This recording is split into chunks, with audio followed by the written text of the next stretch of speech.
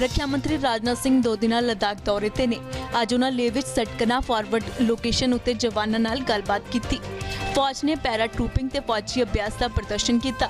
ਰੱਖਿਆ ਮੰਤਰੀ ਦੇ ਸਾਹਮਣੇ ਪੈਰਾ ਕਮਾਂਡੋਸ ਨੇ ਸ਼ਾਨਦਾਰ ਪ੍ਰਦਰਸ਼ਨ ਕੀਤਾ। ਇਸ ਮੌਕੇ ਰਾਜਨਾਥ ਸਿੰਘ ਨੇ ਸਖਤ ਲਹਿਜੇ ਵਿੱਚ ਕਿਹਾ ਕਿ ਆਤਮ ਸਨਮਾਨ ਦੇ ਨਾਲ ਕੋਈ ਸਮਝੌਤਾ ਨਹੀਂ ਕਰ ਸਕਦੇ। ਜਵਾਨਾਂ ਦਾ ਬਲੀਦਾਨ ਵਿਅਰਥ ਨਹੀਂ ਜਾਵੇਗਾ। ਰੱਖਿਆ ਮੰਤਰੀ ਦੇ ਨਾਲ chief of defence staff general Bipin Rawat ਤੇ army chief general Manoj Mukund Naravane ਵੀ ਮੌਜੂਦ ਰਹੇ। 2 ਦਿਨਾਂ ਦੌਰੇ ਤੇ ਰਾਜਨਾਥ ਸਿੰਘ ਸ਼ਨੀਵਾਰ ਨੂੰ ਸ਼੍ਰੀਨਗਰ ਜਾਣਗੇ। ਗਲਵਨ ਘਾਟੀ ਵਿੱਚ ਹਿੰਸਕ ਝੜਪ ਤੋਂ ਬਾਅਦ ਰਾਜਨਾਥ ਸਿੰਘ ਪਹਿਲੀ ਵਾਰ लद्दाख ਦਾ ਦੌਰਾ ਕਰ ਰਹੇ ਨੇ। कैसी स्वाभिमान की भावना आप सबके अंदर है? क्या आप सब कुछ बर्दाश्त कर सकते हैं लेकिन अपने स्वाभिमान पर किसी भी सूरत में चोट नहीं बर्दाश्त कर सकते? आप तो भी जानते हैं कि मनुष्य के हृदय की सबसे बलवती भावना यदि कोई होती है तो स्वाभिमान की भावना होती है। स्वाभिमान ये व्यक्तिगत भी होता है, समाज का भी होता है, क्षेत्र का भी होता है, परिवार का भी होता है, लेकिन सबसे ऊपर एक स्वाभिमान होता है राष्ट्रीय स्वाभिमान।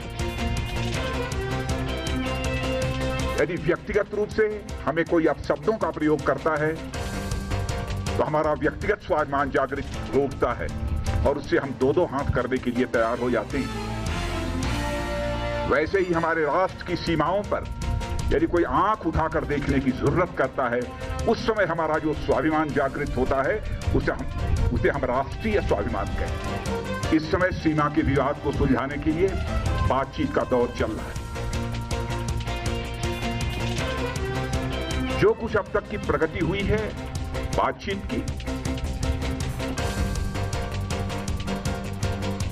मामला हल होना चाहिए।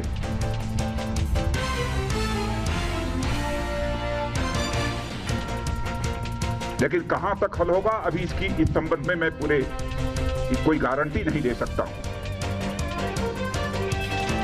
लेकिन मैं इतना यकीन दिलाना चाहता हूं भारत की 1 इंच जमीन को भी दुनिया की कोई ताकत छू नहीं सकती, उस पर कब्जा नहीं कर सकती।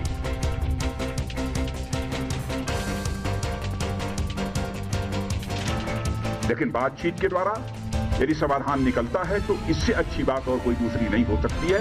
वह सिलसिला चल रहा है, मिलिट्री लेवल पर भी बातचीत चल रही है, डिप्लोमेटिक बातचीत। तुसी देख रहे हो ABP साझा, जोश, जज्बा, जुनून।